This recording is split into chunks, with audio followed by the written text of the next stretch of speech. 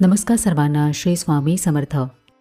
काही लोक सेवा रोज करतात, तर काही लोक आपल्याला गरज पडेल तेव्हा सेवा करतात.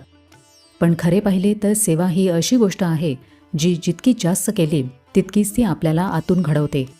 जीवनामध्ये कोणते संकट कधी येईल आणि कोणती सेवा त्यावेळेला उपयोगी पडेल हे आपण ठरवू शकत नाही. आपण संकटात असतो आणि मग काही घटना अशा घडतात ज्याला आपण चमत्कार म्हणतो. एखादा अपघात होतो आणि आपण सुखरूप वाचतो, किंवा अगदी शेवटच्या क्षणी कोणीतरी मदतीला धावून येतो. हा चमत्कार म्हणजे दुसरे काही नसून आपण कधीतरी नकळत केलेली सेवाच असते. तुमची कोणती सेवा कोणत्या संकटाला मात देईल हे सांगता येणार नाही. म्हणूनच सेवेचे महत्त्व काय आहे हेच आजच्या व्हिडिओमध्ये आपण समजून घेणार आहोत. सेवेचे गणित हे मानवी बुद्धीच्या पलीकडचे आहे. जेव्हा आपण बँकेत पैसे ठेवतो तेव्हा त्याचे किती व्याज मिळेल हे आपल्याला माहिती असते, पण सेवेच्या बाबतीमध्ये असे कोणतेही ठरलेले गणित नसते. आपण केलेल्या सेवेचे फळ कोणत्या रूपामध्ये, कधी आणि कसे मिळेल हे कोणीही निश्चित सांगू शकत नाही. सेवा ही एक प्रकारची सकारात्मक ऊर्जा आहे. ही ऊर्जा या विश्वामध्ये साठून राहते आणि जेव्हा आपल्यावर संकट येते तेव्हा हीच ऊर्जा सुरक्षा कवच बनून आपल्यासमोर उभी राहते. या सेवेचे परिणाम जरी लगेच दिसत नसले तरी योग्य वेळेला तिचा परिणाम नक्कीच दिसतो. आपल्याला योग्य मदत, योग्य दिशा किंवा आतून ताकद देऊन पुढे जाण्यास ही मदत करते. म्हणूनच सेवेचे फळ मोजता येत नाही, पण ते नेहमी आपल्या बाजूने कार्य करत असते. म्हणूनच सेवेचे गणित लावू नका. ती कधी, कशी आणि कुठे उपयोगी पडेल हे आपल्या समजण्यापलीकडचे असते. संकट हे सांगून येत नाही, पण आपली सेवा नेहमी सोबत असते. आयुष्यामध्ये संकट कधी येईल हे कोणीच सांगू शकणार नाही. आपण संकटाची वाट न पाहता सेवेचा संचय करावा. जेव्हा अचानक संकट येते तेव्हा आपल्याला ते अस्थिर करून टाकते. अशावेळी अनेकदा आपल्याला वाटते की आपण एकटे आहोत. पण जर जीवनामध्ये सेवा आणि नामस्मरणाची सवय असेल तर तीच आपल्या पाठीशी उभी राहते. सेवा म्हणजे फक्त स्वामींपुढे केलेली कृती नसते, तर ती एक आतली ताकद असते जी कठीण काळात आपल्याला आधार देते. संकट थांबवणे हे आपल्या हातात नसते, पण त्याला कसे सामोरे जावे हे सेवा शिकवते. जेव्हा मन आधीपासूनच सेवेमुळे मजबूत झालेले असते तेव्हा अचानक आलेले संकटही आपल्याला पूर्णपणे तोडू शकत नाही.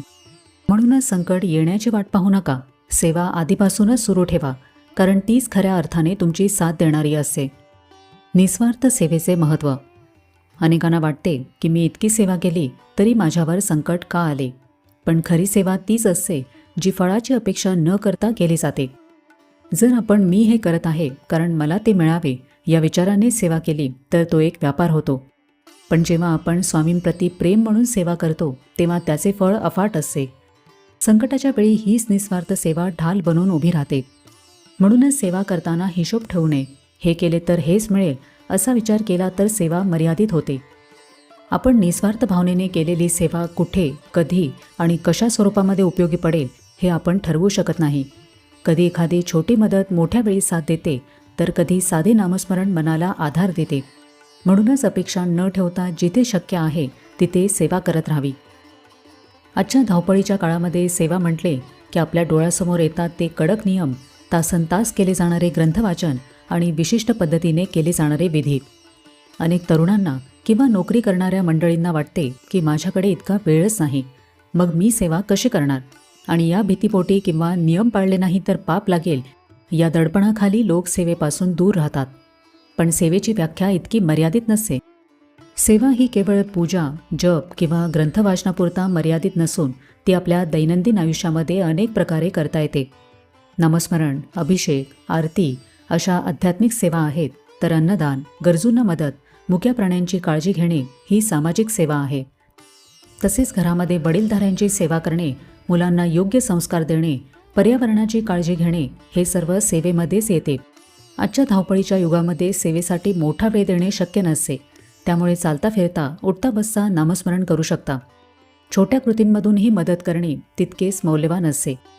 आपल्याला माहिती नसते की आपण केलेली कोणती लहानशी कृती आपल्या भविष्यातील मोठ्या संकटाचे निवारण करेल.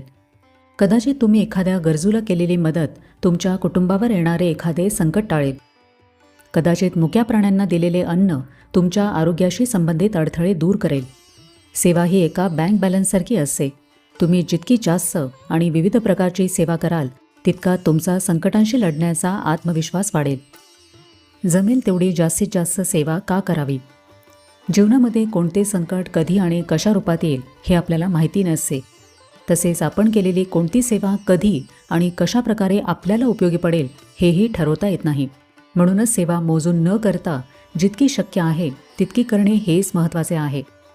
आपल्याला माहिती नाही की आपल्या प्रारब्धामध्ये काय लिहिलेले आहे, पण आपण सेवा करून आपले भविष्य बदलू शकतो.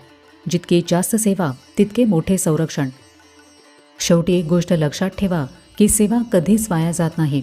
ती कधी ना कधी कुठल्या ना कुठल्या स्वरूपामध्ये फळ नक्कीच देते, पण ते फळ आपल्या अपेक्षेप्रमाणेच असेल असे नाही. म्हणूनच संकट आले की मग सेवा करेन असा विचार न करता सेवा आपल्या दैनंदिन जीवनाचा भाग बनवणे हे अधिक महत्त्वाचे आहे. वाट पाहू नका की जेव्हा अडचण येईल तेव्हाच आपण स्वामींची आठवण काढायची किंवा मदतीसाठी पुढे यायचे. तुमच्याकडे जे काही आहे, वेळ, पैसा, शक्ती किंवा फक्त प्रेमळ शब्द, याचा उपयोग इतरांच्या सेवेसाठी करा. कारण सेवा ही फक्त इतरांसाठी नसते, तर ती आपल्या मनालाही घडवते, मजबूत बनवते आणि योग्य दिशा देते. आपण कोणती सेवा करत आहे यापेक्षा ती किती मनापासून करत आहे याकडे लक्ष द्या. कारण कोणती सेवा कोणत्या संकटाला मात देईल हे कोणीही सांगू शकत नाही. कधी एखादे छोटेसे चांगले कामही मोठ्या संकटात आपल्यासाठी आधार ठरू शकते. म्हणूनच जितकी शक्य आहे तितकी कोणत्याही प्रकारची सेवा करा, मनापासून करा आणि सर्व काही स्वामींवर सोपवा. तर आजच्या व्हिडिओमध्ये आपण सेवेचे महत्त्व जाणून घेतले. तर कसा वाटला आजचा व्हिडिओ हे मला कमेंट करून नक्की सांगा. आपण भेटूया आता पुढच्या व्हिडिओमध्ये. तोपर्यंत सगळ्यांना श्री स्वामी समर्थ.